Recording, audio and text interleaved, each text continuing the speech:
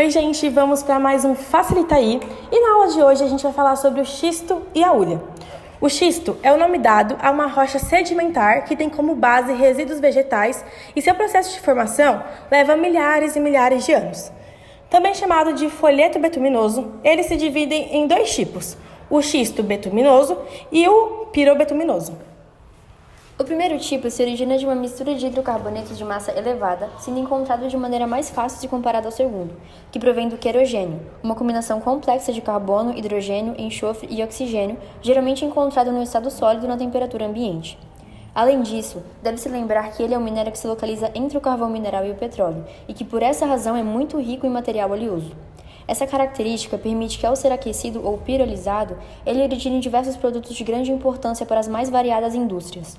Entre eles estão o óleo combustível, gás de efeito de petróleo, também usado como combustível, gás de xisto, que possui muitas semelhanças com o gás natural, enxofre, nafta e outros óleos não energéticos utilizados, por exemplo, para melhorar o asfalto.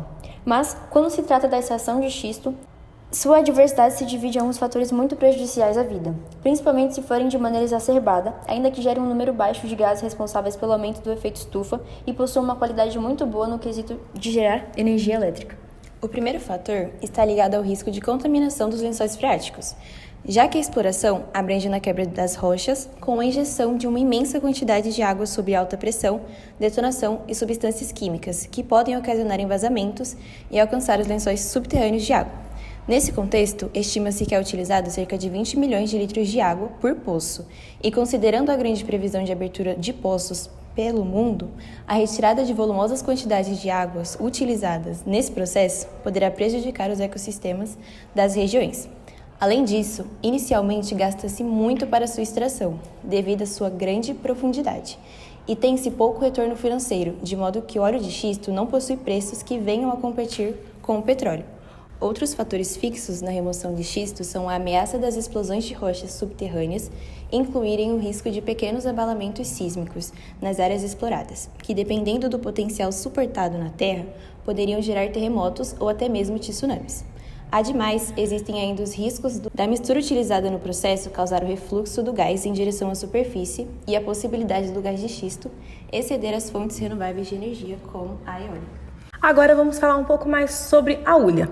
A hulha nada mais é do que um tipo dos 4 tipos de carvão mineral, formada por troncos, galhos e folhas que sofreram com a pressão da terra e se transformou em jazidos de carvão. Uma de suas características importantes é o fato de que ela tem como teor de carbono número que variam de 60% a 80%. Além disso, a hulha, também chamada de carvão de pedra, foi essencial para a produção de hidrocarbonetos aromáticos no século XIX, durante a Revolução Industrial. Porém, com o passar do tempo, seu uso foi substituído pelo petróleo, já que este é economicamente mais viável. Sua destilação seca, da mesma forma que o xisto, origina diversos compostos muito utilizados atualmente. Esse processo consistia em seu aquecimento e na formação de 3 frações em diferentes estados físicos. A fração sólida gera o que chamamos de carvão de coque, comumente usada em indústrias siderúrgicas. A parte líquida ocasiona na formação de águas amoniacais, usada na produção de adubos e fertilizantes agrícolas nitrogenados. E alcatrão de hulha, que é constituído por uma mistura complexa de hidrocarbonetos aromáticos e os géis, sabonetes, cremes, loções e shampoos.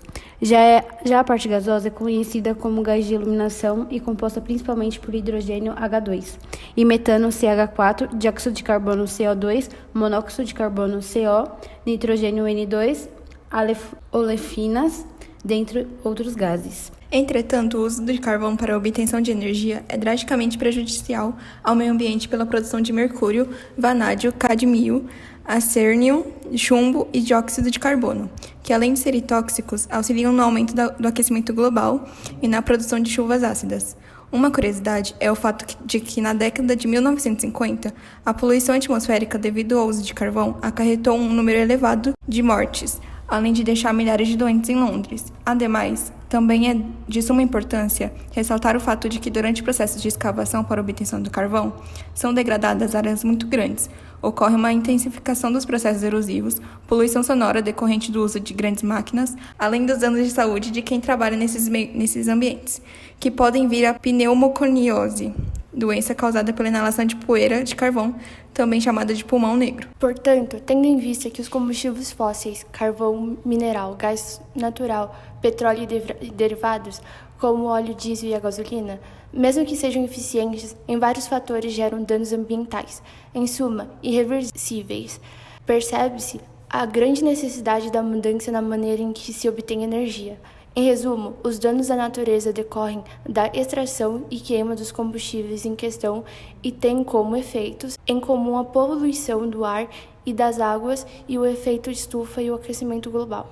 Além disso, deve-se ressaltar também que as reservas dos itens em questão são limitadas e irão acabar em determinado momento, e que a busca desenfreada pelo lucro sem importância quando a conservação ambiental afetam a vida de todos os seres humanos.